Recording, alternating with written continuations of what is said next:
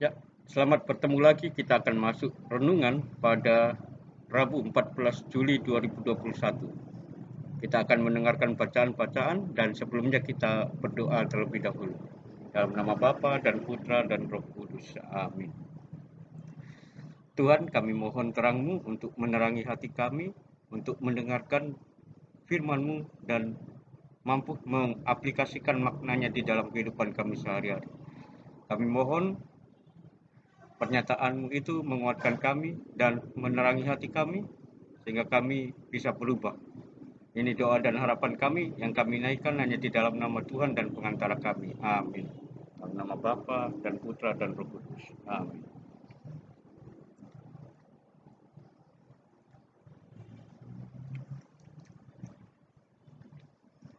Tuhan menampakkan diri dalam nyala api yang keluar dari semak duri. Keluaran bab 3 ayat 1 sampai 6, dilanjutkan ayat 9 sampai 12. Di tanah Midian, Musa biasa mengembalakan kambing domba Yitro. Mertuanya imam di Midian. Sekali peristiwa, Musa menggiring kawanannya ke seberang padang gurun dan tiba di gunung Allah, yaitu gunung Horeb. Lalu malaikat Tuhan menampakkan diri kepadanya dalam nyala api yang keluar dari semak duri.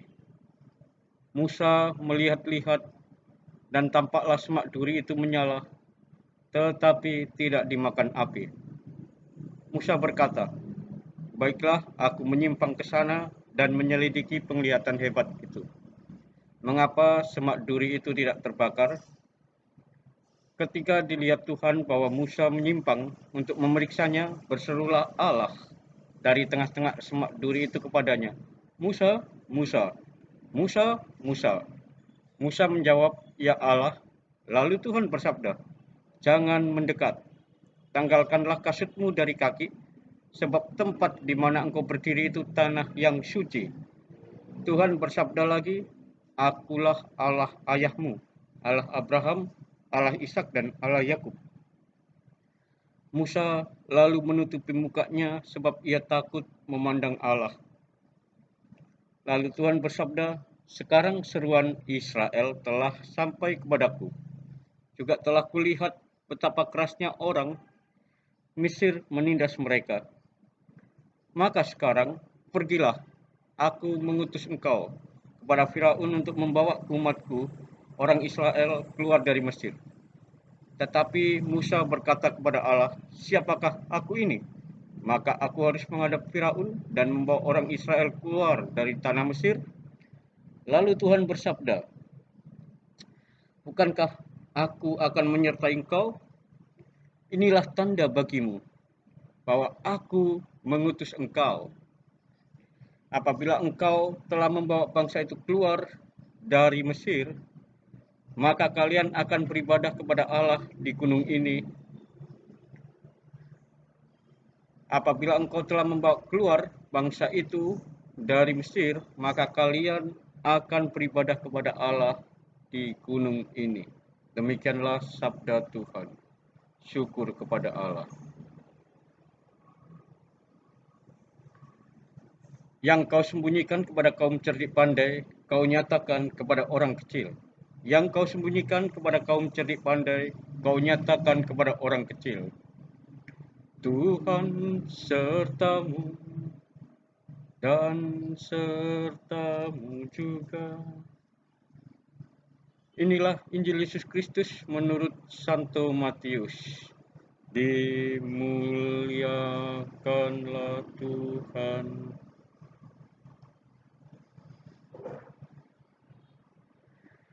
Yang kau sembunyikan kepada kaum cerdik pandai, kau nyatakan kepada orang kecil. Matius bab 11 ayat 25 sampai 27. Sekali peristiwa, berkatalah Yesus, "Aku bersyukur kepadamu ya Bapa, Tuhan langit dan bumi, sebab semuanya itu kau sembunyikan bagi orang bijak dan orang pandai, tetapi engkau nyatakan kepada orang kecil. Ya Bapa, itulah yang berkenan di hatimu. Semua telah diserahkan oleh Bapakku kepadaku, dan tidak seorang pun mengenal anak selain Bapa, dan tidak seorang pun mengenal Bapa selain Anak, serta orang-orang yang kepadanya lah Anak berkenan menyatakannya. Demikianlah Injil Tuhan. Terpujilah Kristus.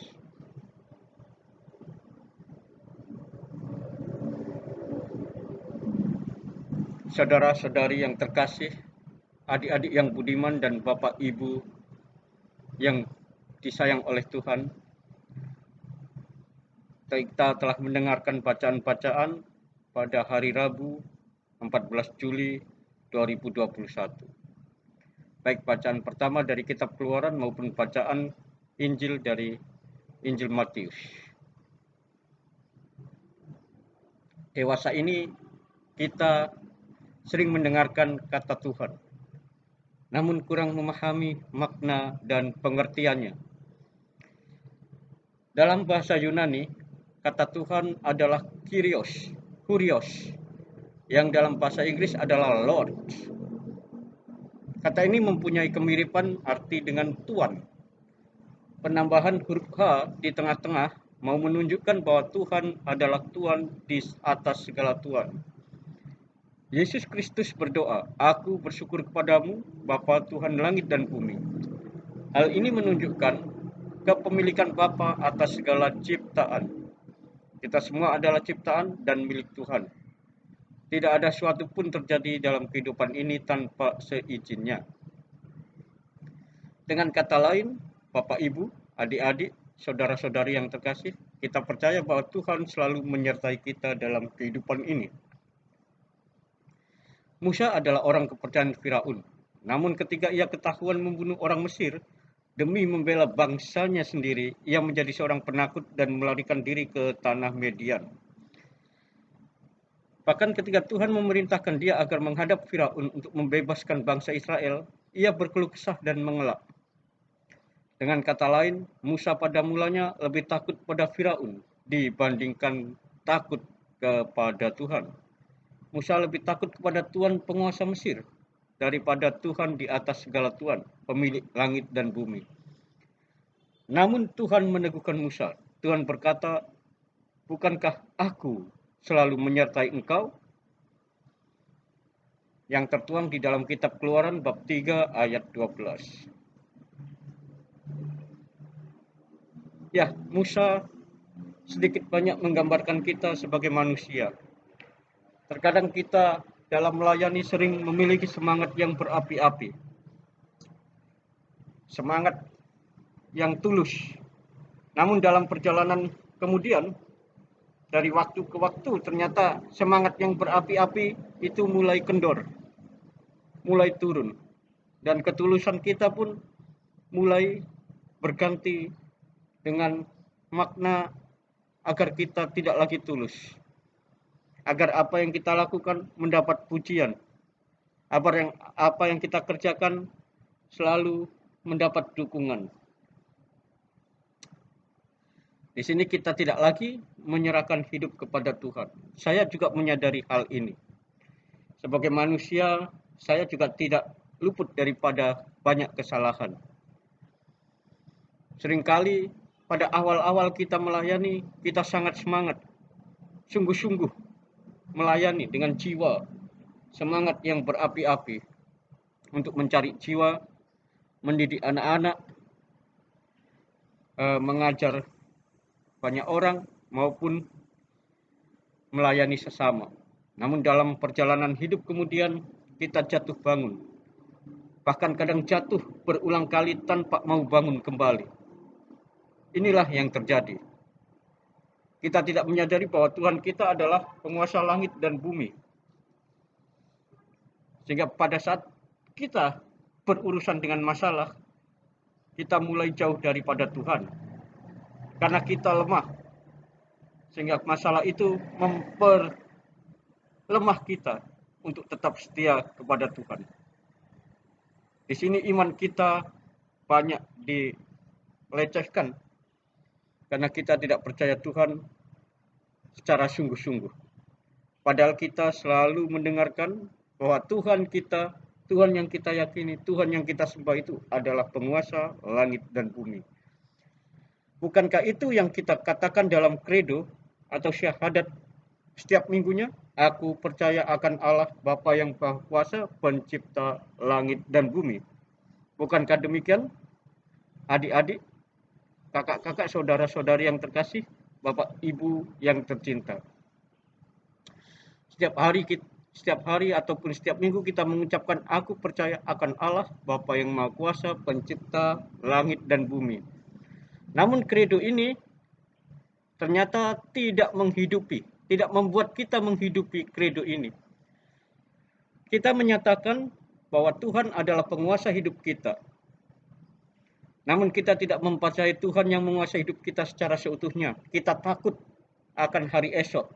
Kita takut akan keperluan kita tidak tercukupi. Kita khawatir akan makan minum kita. Kita khawatir akan tempat tinggal kita. Kita khawatir akan pekerjaan kita. Kita khawatir akan kuliah dan pendidikan kita. Kita penuh kekhawatiran, namun tanpa mau menyerahkan kekhawatiran tersebut kepada Tuhan dengan penuh, total, mutlak. Itu yang membuat kita semakin menyadari posisi kita bahwa kita sedang dalam kondisi yang jauh dari Tuhan. Karena iblis sendiri sering menyamarkan. Di dalam 2 Korintus bab 11 ayat 3 dikatakan, aku takut kalau pikiran kamu disesatkan sama seperti Hawa diperdayakan oleh ular itu dengan kelicikannya.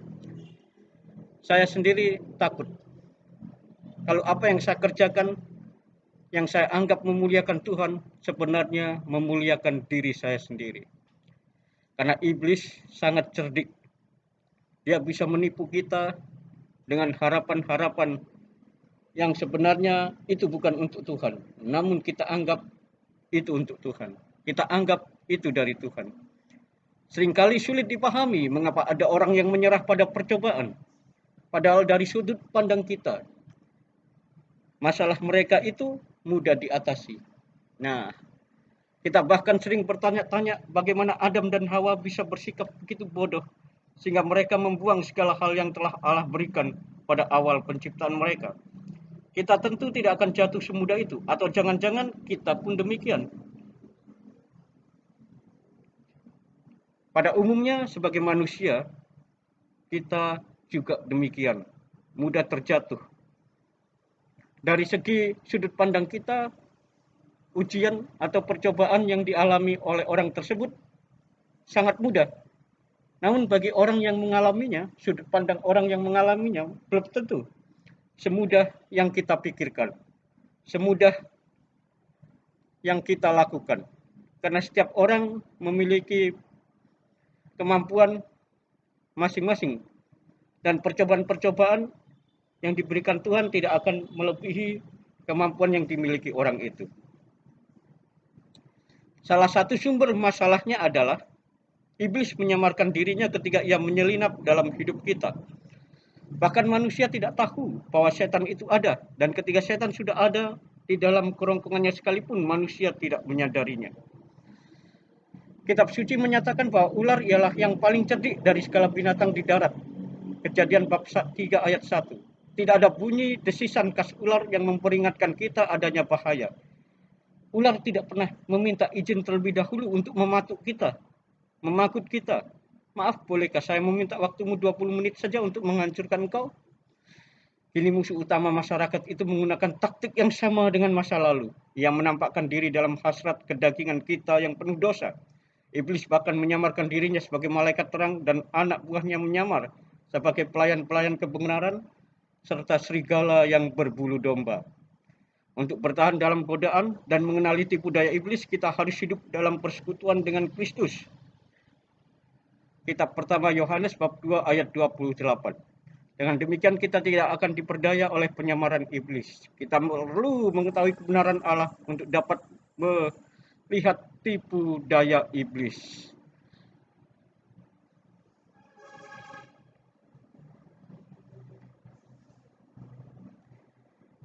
Mungkin ada saat-saatnya kita menjadi takut, gentar, bahkan ingin lari seperti Elia dari sebuah masalah. Elia ketika ditantang oleh Isabel, dia lari. Padahal dia bisa menunda waktu turunnya hujan. Namun dia lari ketika diancam oleh Isabel. Elia menjadi takut. Kita tidak lebih baik dari Elia. Kita sebagai manusia bahkan lebih buruk dari Elia. Kita sering lari dari masalah, tantangan, pergumulan, dan cobaan hidup yang kita hadapi. Hal ini juga sama seperti yang dibuat oleh Musa. Dia lari setelah memukul orang Mesir sampai mati. Dan saudara-saudaranya orang Israel tidak mengakuinya sebagai pimpinan, malah berkata, "Siapakah engkau, Musa? Siapakah engkau? Apakah engkau pemimpin atas kami?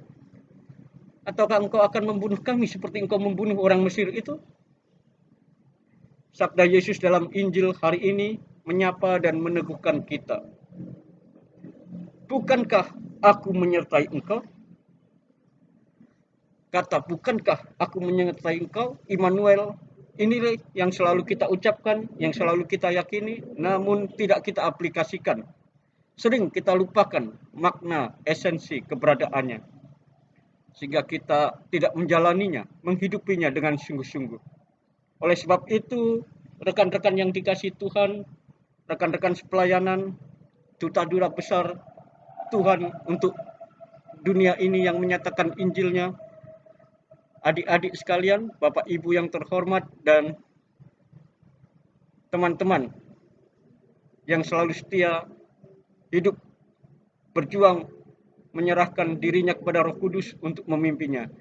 Jangan takut dan gentar ketika berhadapan dengan aneka problema kehidupan. Tuhan beserta kita. Kita hidup harus dinamis, jangan statis. Semakin banyak masalah, berarti kita semakin bisa menyatakan kedinamisan hidup yang mengilustrasikan sebenarnya kita sebagai murid Kristus. Maukah adik-adik, Bapak Ibu, saudara-saudari yang terkasih, mari kita renungkan bersama bacaan-bacaan yang sudah kita dengarkan dan renungan yang sudah kita dengarkan juga, sehingga kita bisa mengaplikasikannya di dalam kehidupan sehari-hari kita, dan kita juga bisa tetap mengevaluasi diri kita yang penuh kesalahan untuk tetap hidup dalam kesucian. Marilah kita berdoa. Allah Bapa Maha Setia, Engkau memberikan janji kedamaian kepada siapapun yang mengikuti putra-Mu. Kami mohon perkenankanlah kami mengangkat beban kami, dan dengan demikian kami dapat mempersiapkan kedamaian bagi sesama di sekitar kami. Kami juga pada hari ini akan bertemu dengan banyak orang di dalam perjalanan hidup kita yang mengembara di muka bumi ini. Tuhan, mohon tolong kami untuk tetap menyinarkan belas kasih-Mu, pewartaan-Mu, dan salib-Mu yang kami pikul dengan penuh sukacita untuk semakin menguatkan kami di hadapan Engkau. Amin. Dalam nama Bapa dan Putra dan Roh Kudus. Amin. Jadi demikianlah renungan yang sudah kita dengarkan dengan bacaan-bacaan yang sudah kita dengarkan. Semoga berkenan dan semoga selalu menguatkan kita di tengah masalah global yang dihadapi oleh dunia, yaitu virus COVID-19. Semoga virus COVID-19 ini membuat kita tidak menyerah di dalam situasi dan keadaan. Karena virus ini ada secara global, berarti kita sebagai sesama manusia harus bersatu padu untuk menanganinya, tidak berjalan masing-masing. Mohon Tuhan tolong kami semua, dan untuk rekan-rekan, untuk setiap umat, untuk setiap orang yang saat ini sedang terkena penyakit COVID-19, kita berdoa kepada mereka semua untuk Tuhan tetap pulihkan dan tetap kuatkan keluarga-keluarga yang sedang menunggu saudara-saudaranya yang mengalami kelemahan tubuhnya karena COVID-19 ataupun juga penyakit-penyakit yang lain. Marilah kita menyatakan iman kita sehingga kita tetap teguh. Sampai jumpa dalam kesempatan yang lain. Tuhan memberkati dan menyertai kita. Salam sejahtera.